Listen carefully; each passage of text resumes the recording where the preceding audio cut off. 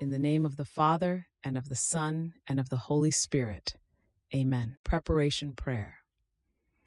O my Lord Jesus Christ, prostrate here in your divine presence, I beg your most loving heart to let me enter into the sorrowful meditation of the 24 hours of your passion, in which for love of us you wanted to suffer so much in your adorable body and in your most holy soul, even to dying on the cross. Please give me your help, your grace, your love, deep compassion for you, and a profound understanding of your sufferings as I meditate the following hour. For those hours which I am not able to meditate, I offer you the will I have to do so, and I intend to meditate them during all the hours in which I have to do other things or sleep. O merciful Lord Jesus, accept my loving intention and make it profitable for me and for many, as if I had actually done what I want to do in a holy and efficacious manner. O my Jesus, thank you for calling me to unite myself with you in prayer. To please you more, I take your thoughts, your tongue, your heart, and I intend to pray with them, fusing my entire being in your will and in your love. Reaching out to embrace you, I rest my head on your heart and begin. 15th hour from 7 to 8 a.m. Jesus before Pilate. Pilate sends him to Herod. My bound good Jesus, your enemies, together with the priests, present you to Pilate, and faking sanctity and scrupulousness, because they have to celebrate the Passover, they remain outside the lobby. And you, my love, seeing the depth of their malice, repair for all the hypocrisies of the religious body. I too repair together with you. But while you occupy yourself with their good, they begin to accuse you before Pilate, vomiting all the poison they have against you. Showing himself unsatisfied with the accusations they make against you, Pilate calls you aside to be able to condemn you with reason, and alone he examines you and asks you, "Are you the king of the Jews?" And you, Jesus, my true king, answer, "My kingdom is not of this world, otherwise thousands of legions of angels would defend me."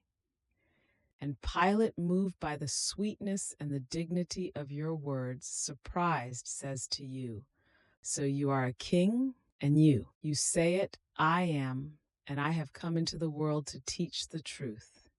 Without wanting to know anything else, convinced of your innocence, Pilate goes out to the lobby and says, "I find no guilt in this man." Enraged, the Jews accuse you of many other things, and you remain silent. You do not defend yourself. You repair for the weaknesses of the judges when they are faced by the arrogant. You repair for their injustices, and you pray for the innocent, oppressed, and abandoned. Then, seeing the fury of your enemies, Pilate sends you to Herod to get rid of you, Jesus before Herod. My divine King, I want to repeat your prayers and reparations as I accompany you to Herod. I see that your enemies, enraged, would want to devour you, and they lead you among insults, mockeries, and derisions. So, they make you arrive before Herod, who, swelling up, asks you many questions. You do not answer him, and do not even look at him. And Herod, irritated because he does not see his curiosity satisfied, and feeling humiliated by your long silence, declares to all that you are crazy and mindless, and he orders that you be treated as such. And to mock you, he has you clothed with a white garment, and he delivers you into the hands of the soldiers, that they may do with you the worst they can. My innocent Jesus, no one finds guilt in you, only the Jews, because their faked religiosity does not deserve that the light of truth may shine in their minds. My Jesus, infinite wisdom, how much it costs you being declared insane. Abusing you, the soldiers cast you to the ground, trample you, smear you with spit, despise you, beat you with rods, and the blows are so many that you feel you are dying. The pains, the ignominies, the humiliations they inflict on you are so great and so many that the angels weep and cover their faces with their wings in order not to see them. My crazy Jesus, I too want to call you crazy, but crazy with love. And your folly of love is such that instead of becoming upset, you pray and repair for the ambitions of the kings and of the leaders who aspire to kingdoms for the ruin of the peoples, for the many slaughters they cause, and the so much blood they cause to be shed for their whims, for the sins committed in the courts, in the palaces, and in the militia. My Jesus, how tender it is to see you pray and repair in the midst of so many outrages. Your voice resounds in my heart, and I follow whatever you do. And now, let me place myself at your side, share in your pains, and console you with my love. Driving the enemies away from you, I take you in my arms to refresh you and to kiss your forehead. My sweet love, I see that they give you no peace. Herod sends you to Pilate. If coming was painful, going back will be more tragic, because I see that the Jews are more furious than before, and they are determined to make you die at any cost.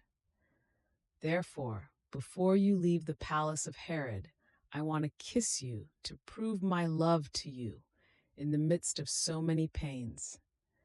And you strengthen me with your kiss and with your blessing, that I may follow you before Pilate. Thanksgiving prayer. My lovable Jesus, you called me in this hour of your passion to keep you company, and I came to you. It was like I could hear you, tormented, sad, praying, making reparation and suffering. You were pleading for the salvation of souls with the most loving and moving voices. I tried to follow you in everything, and now having to leave you for my usual occupations, I feel the duty to say thank you, and I bless you. Yes, my Jesus, I thank you 1,000 times over, and I bless you for all that you have done and suffered for me and for all. I thank you, and I bless you for every drop of blood you shed, for every breath, for every heartbeat, for every step, word, glance, bitterness, and offense which you endured. In everything, O my Jesus, I intend to seal you with a thank you and an I bless you. Please, O Jesus, let my whole being send you a continuous flow of thanksgivings and blessings, so I can draw upon myself and upon everyone a continuous flow of your blessings and graces. Yes, Jesus, press me to your heart, and with your most holy hands seal every particle of my being with your I bless you, so that nothing can come forth from me but a continuous song of love for you. In the name of the Father, and of the Son, and of the Holy Spirit. Amen.